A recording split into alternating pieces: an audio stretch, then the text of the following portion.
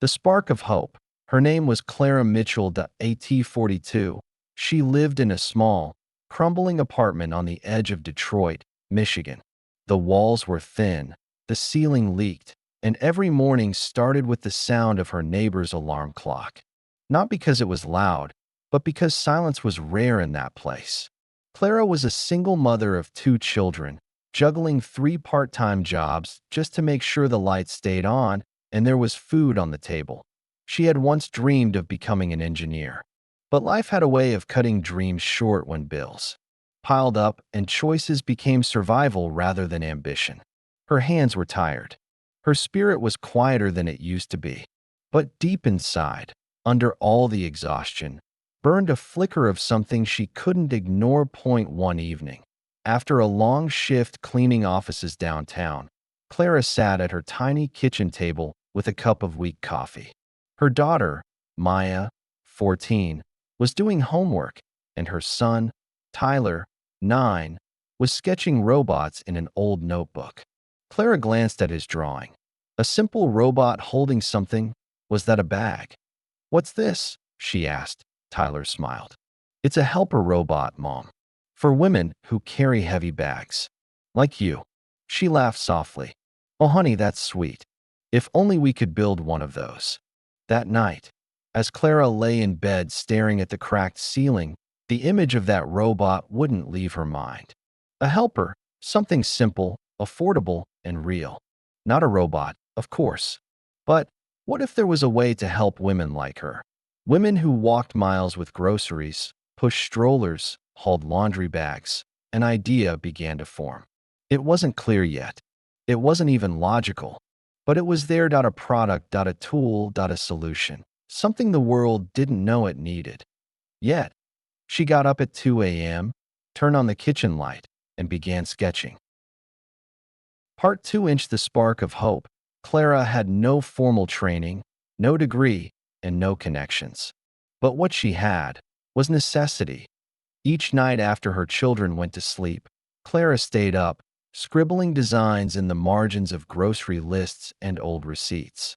She studied videos online during lunch breaks, learned the basics of prototyping, and even experimented with old pieces of broken furniture to build a rough model.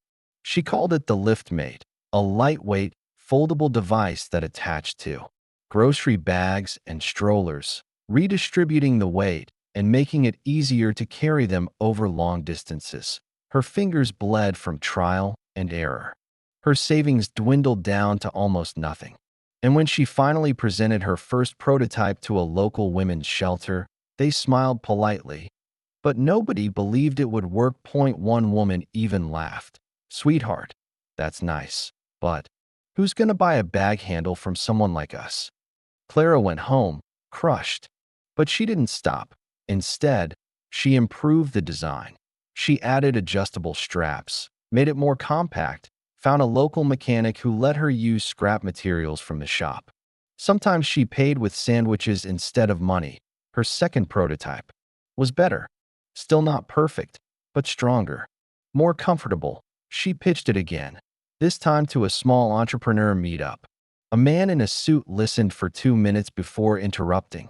"This is cute, but you're too late. Amazon's already got 100 of these. Yours won't make it." Clara clenched her fists under the table. She thanked him and walked out.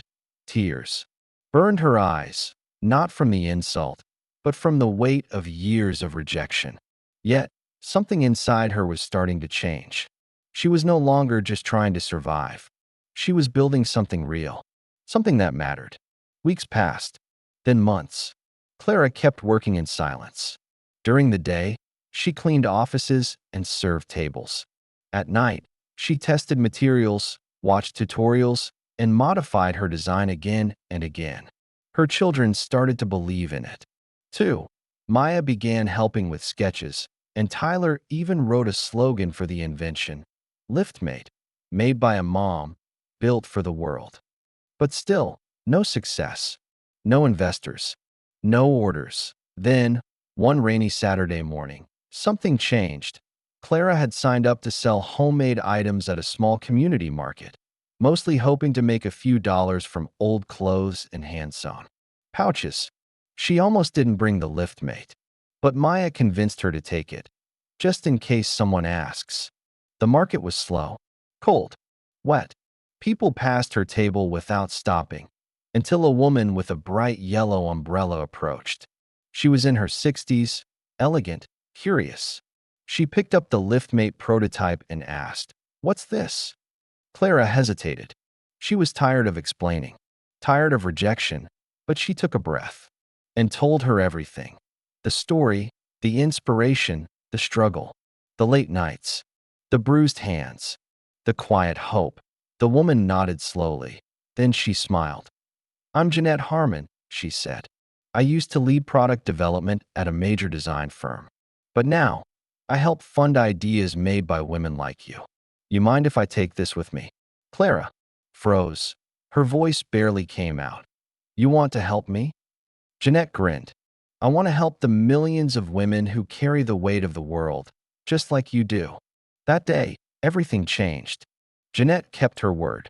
Within a week, Clara received a call from a small incubator program focused on supporting women inventors. They offered her a small grant, just $2,000, and access to a shared workshop space with real tools, mentors, and engineers.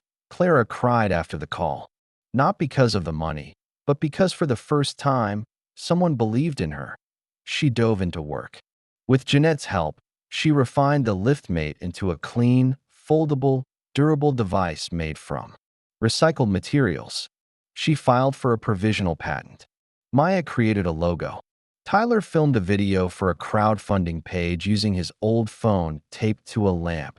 They launched the campaign with low expectations. Their goal? Just $5,000. But within 4 days, the project went viral. Women from all over the country, mothers, nurses, delivery workers, grandmothers, began sharing the campaign. They saw themselves in Clara's story, in her product, in her struggle. Comments poured in. "I carry heavy groceries every day. This would change my life. I wish my mom had one of these when she was alive." This is genius. Not flashy, not expensive, just real. By the end of the second week, the campaign had raised $78,000. Clara stared at the screen in shock. She hadn't even told her landlord she was late on rent again. And now, she had the funds to not only build her first batch of liftmates, but also pay off every single debt she had collected over the years. But success came with new challenges. Fulfilling hundreds of orders wasn't easy. Her first batch had shipping issues. Some customers complained about broken pieces. For a moment, doubt crept back in. But this time, Clara didn't fall apart. She took responsibility, sent personal apology emails, fixed the designs, added quality checks, and, above all, she kept going. One morning, Clara woke up to a dozen missed calls and hundreds of notifications. Tyler ran into the room, waving his tablet. "Mom, you're on Buzz News. They wrote about Liftmate." It was true. An editor from a major media outlet had found the crowdfunding page and featured Clara's story in an article titled, "Single Mom Reinvents the Bag Handle and Empowers Millions." Within hours, sales exploded. TV stations called. Podcasts wanted interviews. A women's business network invited her to speak at a national conference. Clara, who once had to borrow shoes to attend a job interview, was now being offered flights and hotels. She could hardly believe it, but Clara stayed grounded. She didn't buy a mansion. She didn't change her phone number.